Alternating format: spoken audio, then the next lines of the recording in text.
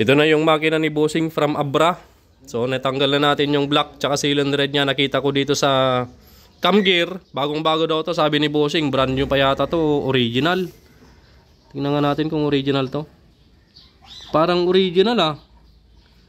Kaya lang may tama tong cam gear niya. Ayan o. Yan. Parang nakakain ng bakal mga Bossing. Kaya sabi ni boss, tagare. Yan, maingay sabi niya. Ayan o. Bagong bago. Yan. Isang linggo pa lang daw to, ayun oh. Kadaming tama oh. Oh. Nakakain to mula sa ibabaw. Nalaglagan to. Oh, daming tama oh. So tanggalin na natin to. Tapos check natin yung laman loob, transmission. Tignan natin yung mga washer. Tapos check din natin tong align niya mamaya. Original nga to, tong cam gear niya, tsaka timing gear. Sayang. Okay, klasin natin.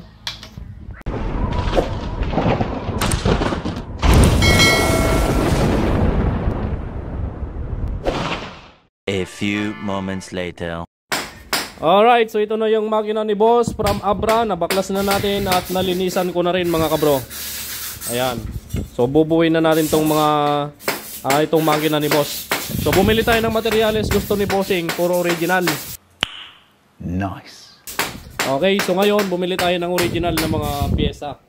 Ang tama pala ng makina ni kabro dito sa kanyang transmission, dito muna tayo. Dito sa kanyang first gear, yan o. Ayan, puro brungol na, puro rebrief na. At yung katabi niya, ito yung third gear. Ayun o, tamado din yung third gear niya. So first gear, third gear yung binili natin na original. And then, siyempre, partner yan. Kung first gear, ito main axle, main shaft. First gear yan, nakafix yung first gear dito sa main shaft. So, ito yon. Ayan, ito yon. Original, mga bossing. Yung kapartner ng first gear naman, ito. Itong malaking to. Yan yung kapartner ng first gear. So, mag-asawa yan, mga kabro. Yung kapartner nito, yan yung kapartner nito, ito yun, oh. Yan. So magkahiwalay talaga sila ng box. So yung presyo nitong first gear ay 6,300 na. Ito lang dalawang to 6,300. And then timing gear naman. Saan na yung timing gear ito? Timing gear set, cam gear tsaka timing gear 5,400. Tapos yung third gear na pares din ito, third gear. So ang presyo nito is 4,350. Ayan o. So nagmahalan ng mga pyesa ng TMX 155 mga bossing. Tapos cylinder block. Ayan, cylinder block na original. Itong block lang 2,450. Ayan, 2,450. Block lang yan. Hindi kasama yung piston tsaka piston ring. Ayan. So ang kabuuan ng nagastos natin sa materyales mga bossing, syempre yung spring kick libre na yan kay bossing, nilibre ko na sa kanya yan. Nasaan na yung resibo dito? Para hindi mo binulsa? Hindi. Ha? Hindi. Hindi ba? Saan na pa? Check mo ka pare. Okay, ito yung resibo natin doon kay Kuya Owen. Ayan, 54634342.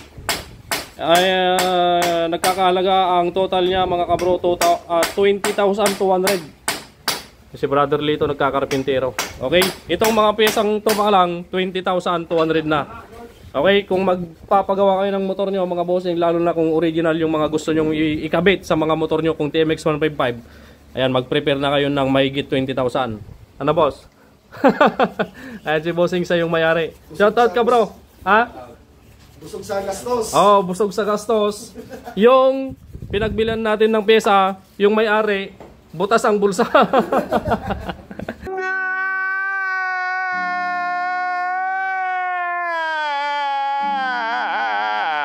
Okay, ayan, nasimbolin na natin tong makina ni bossing. Yan, wala pa yung kwan dyan ha. Yung sa 20,200 na yan, wala pa yung overhauling gasket, wala pa yung langis, wala pa yung labor. Okay? Ayan o.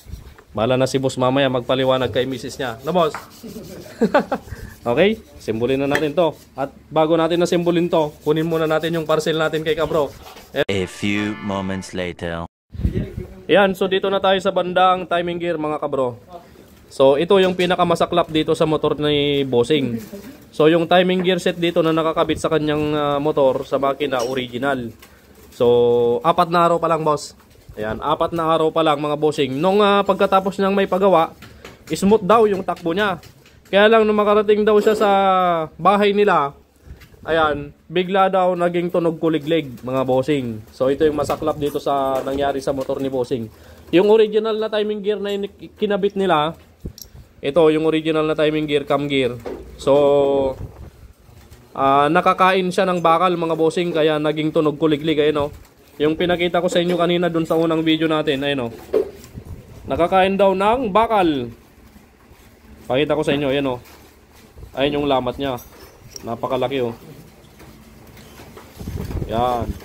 Mag-focus ka, George. Yan. Oh, nakakain ng bakal mga bossing. Paikot pa natin. Ayun po, oh. Oh. Ayun po, oh. Ang dami mga bossing, oh. Oh. Okay, so nakakain ng bakal. Sayang yung mahigit 5,000 ni boss. 4 na araw lang sa timing gear na to. Nakakain ng bakal. Bakit ba nakakain ng bakal to mga bossing? Nanggagaling yan sa ibabaw. So mula sa cylinder, halimbawa kung may dumi or bakal na nalaglag, depende kung saan galing yung bakal. Maring madumi yung takip, tapos tinakpan na, may nalaglag palang dumi, ayun, kakainin na niya yan. O kaya naman doon sa may bandang rocker arm, dito kapag may nalaglag na nagweldingan dito, okay, yun malalaglag doon sa may bandang cam gear, timing gear, kakainin niya, doon na magiging tunog kuliglig na ulit. Okay, so ngayon ikabit na natin yung bagong timing gear na original ulit. Ayun, original din itong ipapalit natin. Dahil gusto ni Bossing, original din. Okay? Ayan, makinis yan mga bossing. So, papanda rin natin to mamaya nang wala sa makina. So, kabit na natin. Bossing, shoutout to. From Abra. Ayan. Bye Balauro. Oh, kabro, bye Balauro. Arte ni kabro na tiga Abra. Dinayo nak dito. Dapat sumurot ka kanya na tapos nagbitbit ka timay sa kaban nga brown rice. Okay, ayun, kabit na natin yung cam gear, timing gear. Yan. Alright. So, pakita ko sa inyo mamaya pag natapos na natin buuin itong makina ni boss. An eternity later. Ayan, so nabuo na natin yung makina ni Kabro from Abra. Mga bossing, eh, no, nilagyan natin ng tambucho muna yung pipe nung motor ni Bossing na tiga Nueva Ecija, yun, no? Yung nasa likod ni boss. Ayan, gwapong gwapo, 100 mahigit 1,000 yan. 100,000 mahigit mga boss. Yung ginastos niya panlabas lang dyan. So ngayon dito naman, panda rin na natin para malayo-layong biyahe pa si Kabro, eh. Abra. May ingay-ingay yung tambucho nito, pare. Okay.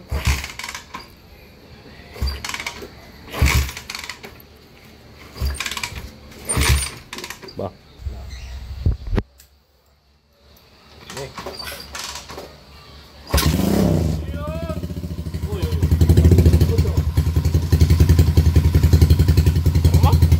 Ayos.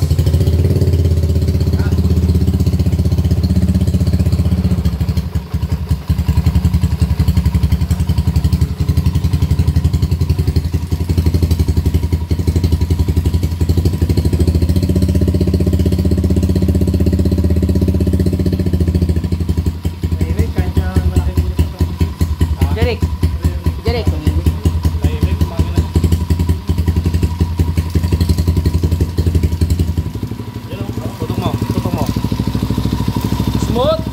Yun, oh. Smooth mga bossing.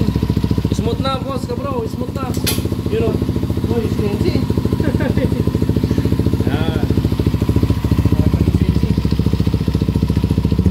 Yun, oh. Yun, oh. Dito. Yun, oh. Yun, oh. Mainit na, oh.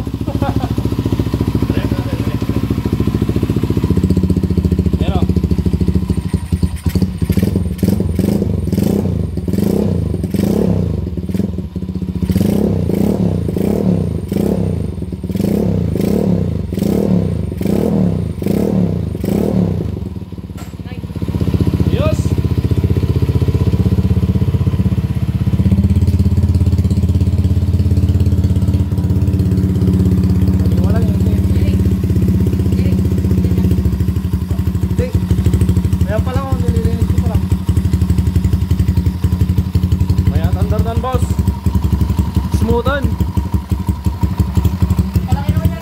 Ayos. Kaya natin. Cambio natin. Subukan natin ni cambio mga bossing. Kaya lang nakaharang yung battery. Ayusin natin.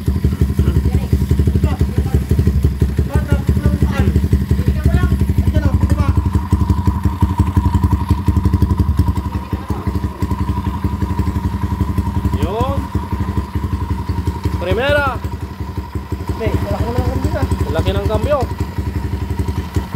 Primera. Segunda. Tercera.